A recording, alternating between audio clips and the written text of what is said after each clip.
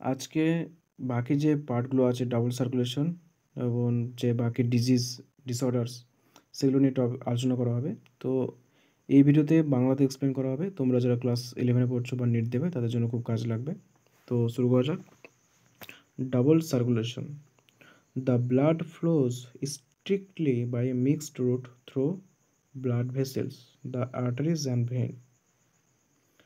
তো আর্টারি আর ভেন যে ব্লাড ভেসেল আছে তার মধ্য দিয়ে ফিক্সড রুট রয়েছে, তার মধ্যে দিয়ে কিন্তু ব্লাডগুলো প্রবাহিত হয়ে থাকে। Basically each artery and vein consist of 3 layer. প্রত্যেকটা আর্টারি এবং ভেনে 3টে লেয়ার থাকে। কী কী থাকে? An inner lining of squamous endothelium, the tunica intima. একেবারে ভেতরের দিকে যে আবরণটা থাকে সেটা হচ্ছে টিউনিকা ইন্টিমা। সেটা কী দ্বারা গঠিত? স্কোয়ামাস এন্ডোথেলিয়াম দিয়ে গঠিত। এ middle layer of smooth muscle and elastic fibre, the tunica media. মাঝের লেয়ারের নাম টিউনিকা মিডিয়া এবং সেটা কী নিয়ে গঠিত? স্মুথ মাসল এবং ইলাস্টিক ফাইবার নিয়ে গঠিত। And an external layer of fibrous connective tissue with collagen fibre, tunica externa. বাইরের লেয়ারের নাম হচ্ছে টিউনিকা এক্সটার্না, সেটা কী নিয়ে গঠিত? এক্সটার্নাল ফাইব্রাস কানেকটিভ টিস্যু এবং কোলাজেন ফাইবার নিয়ে গঠিত। The tunica media is comparatively thin in the veins. এবং এই 3টে লেয়ারের মধ্যে টিউনিকা মিডিয়া যেটা আছে, সেটা মিডিল লেয়ার, যেটা স্মুথ মাসল এবং ইলাস্টিক ফাইবার দ্বারা গঠিত, সেটা একটু কী হয়? থিন হয়, মানে পাতলা হয়। তো এই ছবিতে এখানে দেওয়া আছে স্মুথ মাসল, লিউমেন। এই যে লিউমেন দেখতে পাচ্ছ তোমরা। তো এবার কি আছে? As mentioned earlier, the blood pumped by the right ventricles enter the pulmonary artery. তো আমরা কার্ডিয়াক সাইকেলে দেখেছি যে রাইট ভেন্ট্রিকল থেকে যে ব্লাডটা পাম্প হয় সেটা সেমিলুনার ভাব দিয়ে পালমোনারি আর্টারিতে যায়। whereas the left ventricle pumped blood into the aorta, আর লেফট ভেন্ট্রিকল থেকে কোথায় যায়? অ্যাওর্টাতে।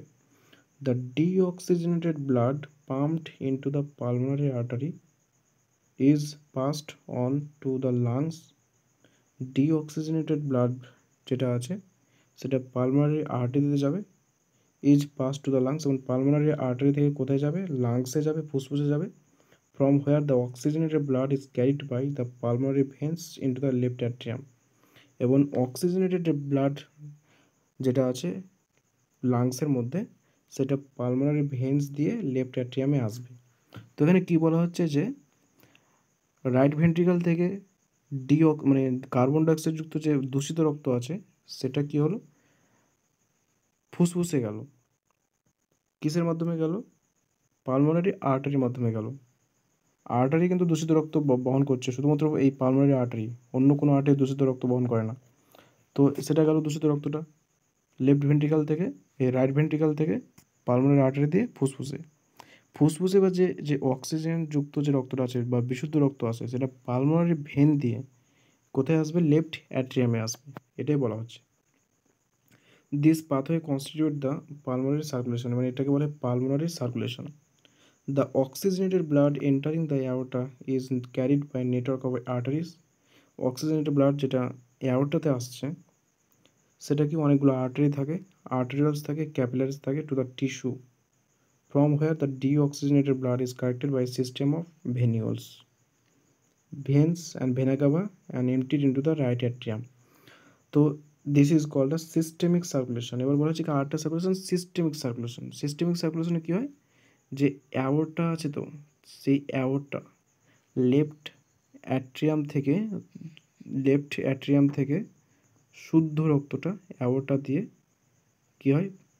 সারা অনেক পুরো টিস্যুতে, আমাদের দেহের মধ্যে যে টিস্যু আছে, কলা আছে, কোষ আছে, অঙ্গ আছে, সেখানে অ্যাওর্টা থেকে আর্টেরিওলস, ক্যাপিলারিজ, আর্টারি এর মাধ্যমে সারা দেহে প্রত্যেকটা অঙ্গে চলে গেল।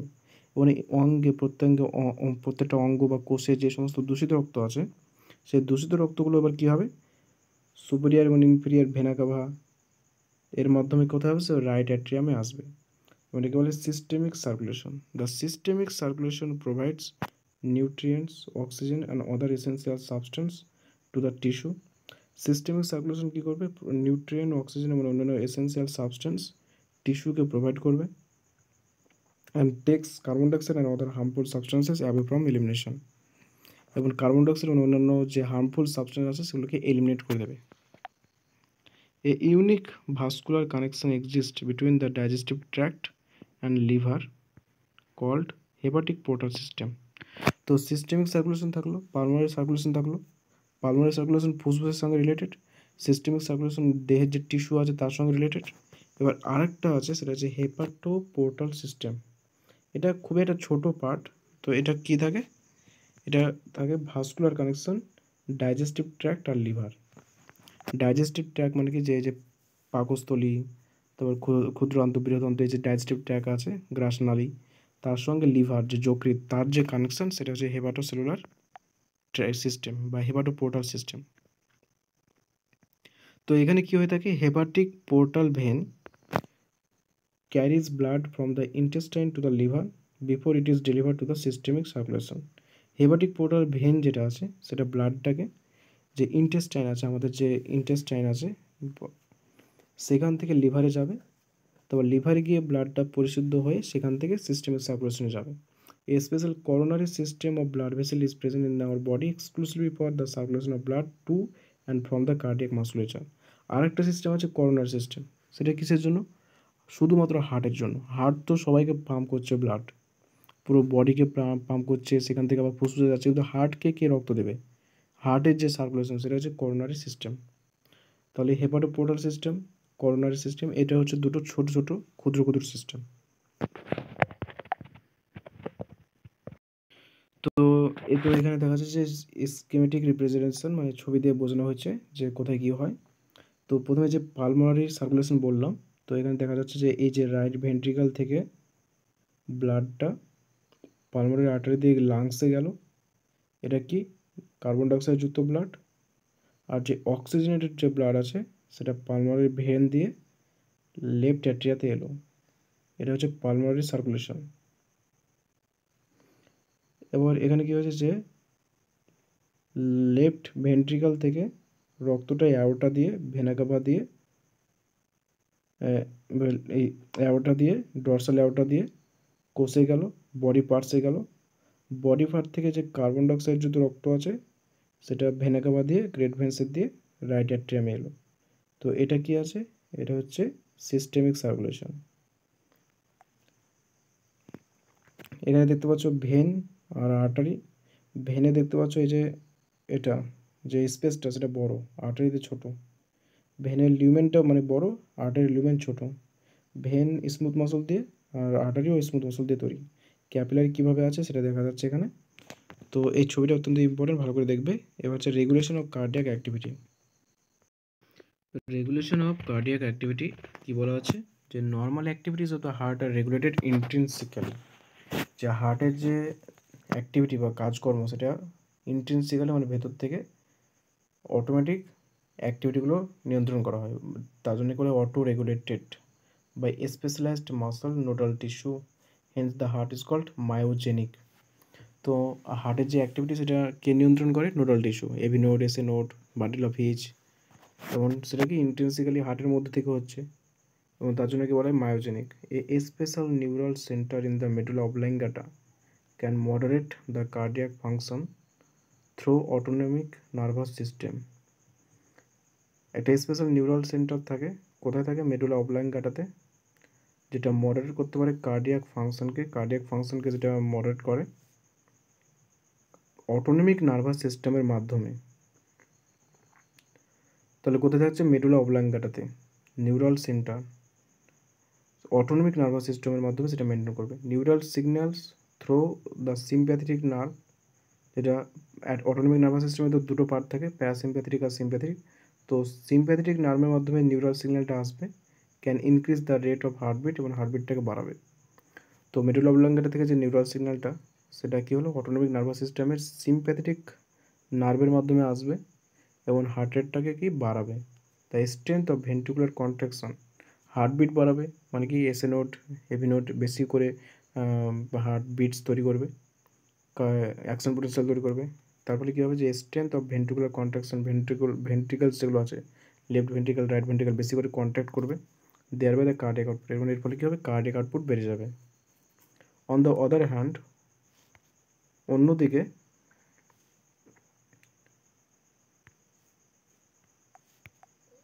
অন্যদিকে কী হবে, অন্যদিকে আরেকটা বিষয় যে হবে সেটা হচ্ছে কি, যে parasympathetic neural signals another component of NS decrease the rate of heartbeat, speed of conduction of action potential, thereby the cardiac output.